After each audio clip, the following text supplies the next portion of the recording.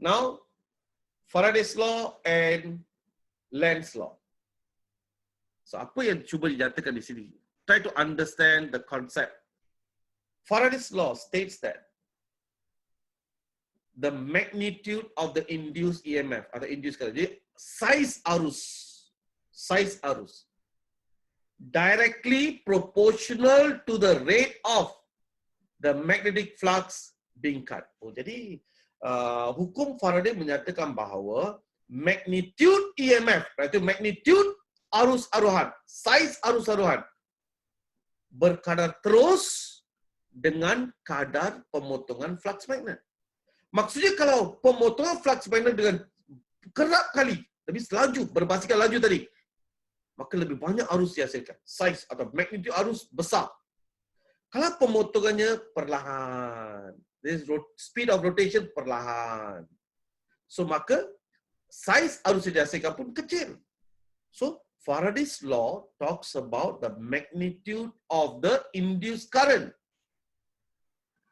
So whether the size of current is bigger or smaller, that's what Faraday's law talks about.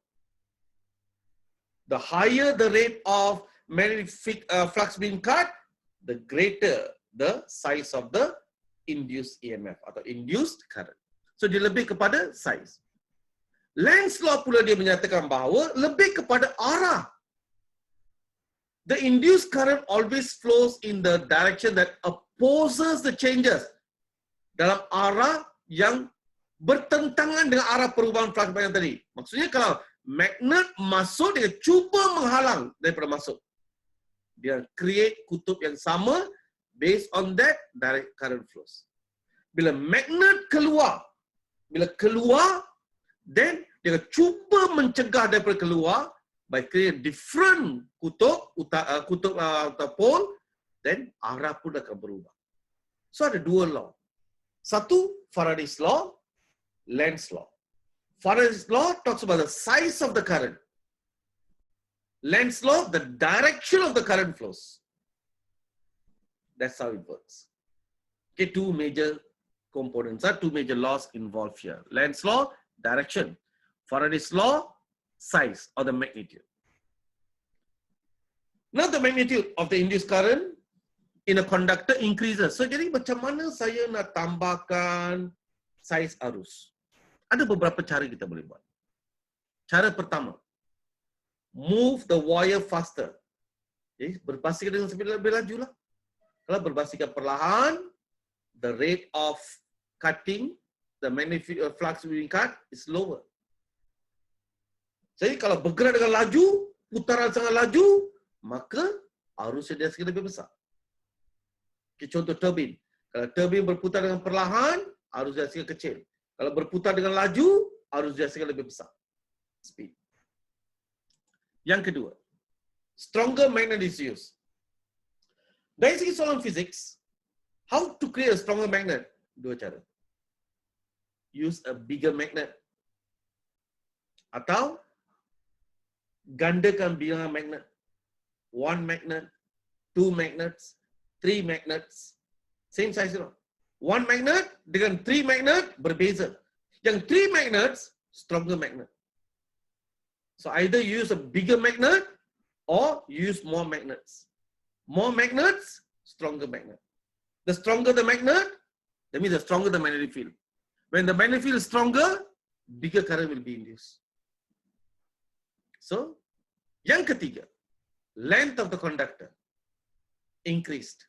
Length of the conductor increased di sini ialah more coils, lebih banyak putaran dia, dawai dia. More coils, turns.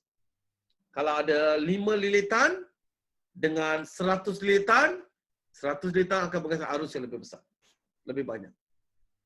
5 lilitan, arus yang kecil. So lebih panjang dawai, lebih banyak lilitan saya dapat dalam solenoid. Lebih banyak lilitan, lebih besar arus dihasilkan. One more condition yang boleh buat dalam yang terakhir ini, length of conductor, conductor ni, thickness of the wire. Lebih tebal dawai, lebih besar harus dihasilkan because resistance will be smaller. So at the moment, these three major one. Satu, move it faster, fast movement, stronger magnet, longer wire. Longer wire, that means more coils, more turns, lagi bagus. Next. The magnetic induced current in a coil increases kalau, of course, movement lah. Kita bergerak dengan laju, bergerak perlahan, atau the number of turns of on coil is increased, more turns. Tadi yang panjang you boleh turn, ini lebih banyak turn. Yang pertama kalau dah lurus, more turns kita boleh ada. Like one of the notes yang kita belajar straight conductor, another one turn saja, tapi kita pusing kat sana banyak turn. Boleh. Ini solenoid, more coils as well. Tapi dia bergerak macam ni. Or the last one, strength of the magnet. How strength of the magnet? Use a bigger magnet. Bigger magnet means tambah bilangan magnet or size lebih besar. Mana-mana satu boleh. Janji. Mana-mana satu. Kalau let's see, panjang dawai pun saya tambah, bilangan magnet pun saya tambah, lagi bagus. If any one of them you change, sudah bagi efek. Kalau semua tiga-tiga you tambah, lagi bagus. Even better. Okay, test power 4 will be your homework. Ada dalam nota. You can use apa yang kita dah belajar untuk jawab test power 4. Now, test power 5 we are going to discuss now. Test power 5. Diagram below shows a magnet is attached to a spring. Alright? So, what happens to the direction of the, okay, now it depends. Now the magnet, look at the bottom part, the south, when the spring brings the magnet into the solenoid, the south is entering, the A will be south. When the magnet being pulled out, south is leaving. South is leaving. The last one to leave, A will be north. So it depends. Now, what happens to the direction of the first one? Kita lihat. When south pole goes in, the polarity of A adalah south. Sebab bila south dah masuk ni coil, south dah masuk, they'll try to prevent the entry. South masuk, sediakan south. Yang B pula, automatically will be north lah. Atas south, bawah north. Now the south pole is upward, dia bergerak ke atas. Bila bergerak ke atas, the one yang leave terakhir, yang bergerak terakhir adalah south. They'll create a north environment. Bila north, hujung satu lagi, south.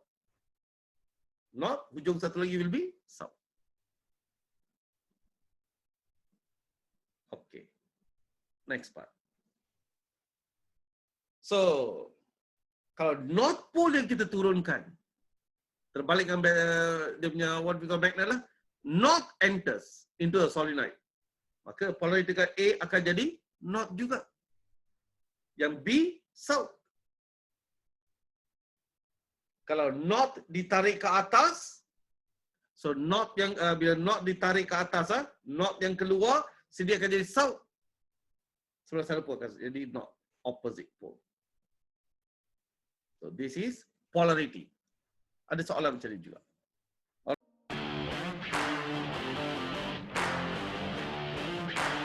Let's go!